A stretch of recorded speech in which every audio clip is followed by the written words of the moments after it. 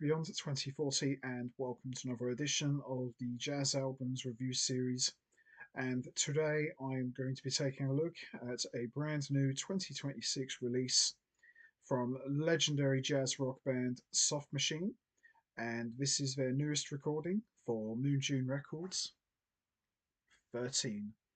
So, just like in the name, 13 marks the 13th studio album from Soft Machine, and it is also the first time since 2023's Other Doors that Soft Machine has recorded and released an album featuring new material. And for 13, we have a slightly different lineup to the one that was featured on Other Doors. So, for many of you who know already, longtime bassist Roy Babbington has fully retired, and iconic drummer John Marshall, who was a cornerstone for Soft Machine for many, many years, is sadly no longer with us. But, however, in his place, behind the drum kit, is one of the greatest and most sought after drummers of all time, the one and only Asaf Sirkus. So, the current lineup that is featured on Soft Machine 13 is comprised of John Etheridge, who has been a cornerstone for Soft Machine for well over 50 plus years now and is considered by many to be one of the greatest guitar players of all time.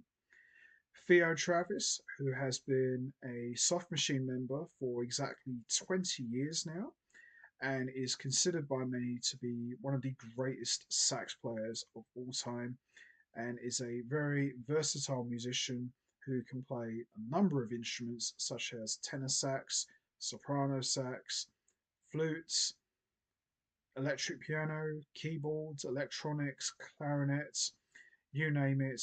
Theo Travis is the whole package and is a very in demand musician who has played and collaborated with just about everyone from the Tangent to Stephen Wilson to Porcupine Tree to Gong, you name it. This guy has played with them all, and he also has his own solo career and leads his own band called Double Talk. And we've got Fred Thelonious Baker, one of the finest bass players in the world, making his second appearance on Soft Machine 13. And of course, as I mentioned already, we've got the greatest and most sought after drummer of all time, Asaf Sirkus, making his debut as a Soft Machine member. So, what we've got here is a quartet of very talented musicians, and these guys really know how to cook up a storm, and together they are just absolute magic. Now, for 13, we've got 13 compositions, no pun intended, and the bulk of the compositions has been written and composed by Theo Travis and Asif Sirkus. We've got a couple of contributions from John Etheridge, and we've also got one composition which was co-composed by the entire band. So aside from the four Soft Machine members, we've also got some guest appearances. We've got David Allen from Gong, who plays Gilizando guitar. We've also got Pete Whitaker on organ, who is featured on two tracks, and on Fender Rhodes, who is John Etheridge's bandmate from Blue Spirits and Theo Travis's bandmate from Double Talk. And we've also got Nick Utteridge, who is featured on one track playing Gong. So together, these musicians just create an absolute masterpiece. Now, for 13, it's a little bit of a different kind of album compared to Other Doors or some of the other previous Soft Machine efforts. This album does still have a lot of that fire that we all know Soft Machine for, but it's a very melodic album. It's quite laid back in some areas. Obviously, it's got a lot of the psychedelic influences, but it also has a lot of fusion roots as well, and of course the jazz elements is quite potent on this album as well. And I've listened to 13 a number of times now, and I can honestly tell you now, it's an impressive album. All four musicians really bring their A game, and they just sound absolutely fantastic, and they're really on top form. Now, the interesting thing about 13 is John Etheridge, although he still gets lots of great guitar playing in this album, he kind of takes a bit of a back seat for this one. He kind of lets Theo Travis and Asaf Sirkus take the lead for this one. I mean, he is still featured quite prominently, and of course, he does play a big part, but I couldn't help but notice that John Etheridge kind of takes a bit of a step back and lets everyone else do their thing, which I suppose it ain't a bad thing, but when you've been used to hearing John Etheridge up front for many years on so many albums, it's a little bit of a different change to what you're used to hearing. But he still plays great. He's all over this album. Theo Travis, he really shines brightly on this album. Lots of great sax playing. He's all over this album. He's also playing flute, alto flute, duduk, and Fender Rhodes, Mellotron. He's got a massive presence on this album.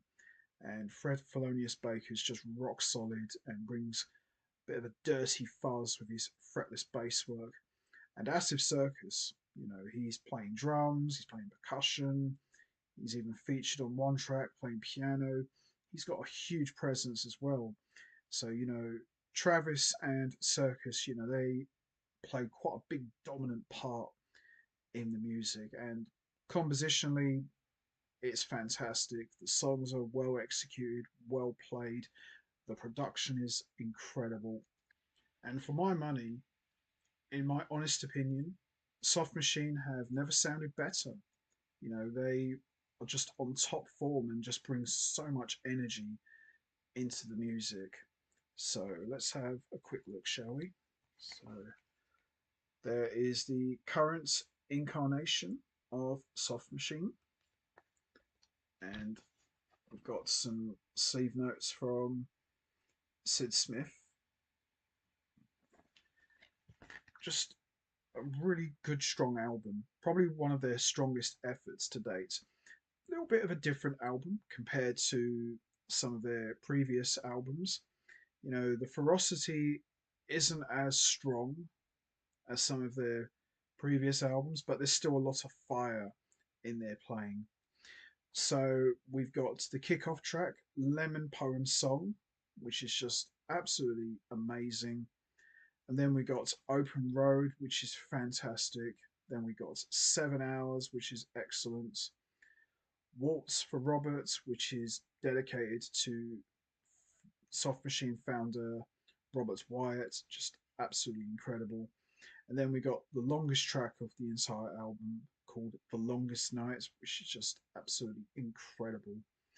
Then we got Disappear, which features Asif Sirkus on piano. It's just absolutely beautiful. And then we've got Green Books, which is brilliant. Bellido, Ballado is brilliant. Pens to the Foal mode is great. Time Station is excellent. Which Bridge Did You Cross is great. Turmoil is brilliant. And then we've got the David Allen featured track, David's Special Cuppa. Just absolutely nuts.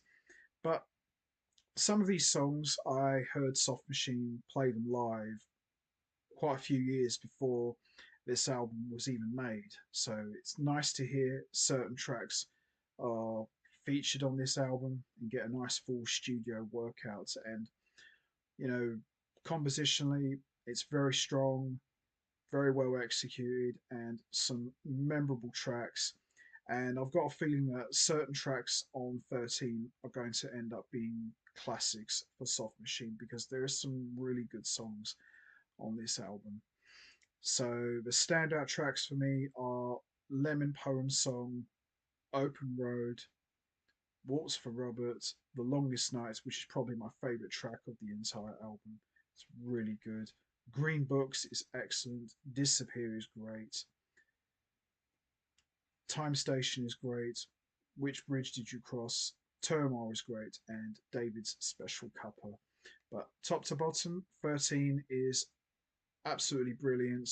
A great collection of songs. It's a very melodic album for Soft Machine. It's quite laid back, but there's still plenty of fire on this album, as I mentioned already. John Etheridge, he is on top form as always on the guitar. Kind of takes a bit of a step back, as I said before, but he's still very much in the music and he is on top form. Asaf Sirkus, he's just an absolute beast on the drums and he is just on top form.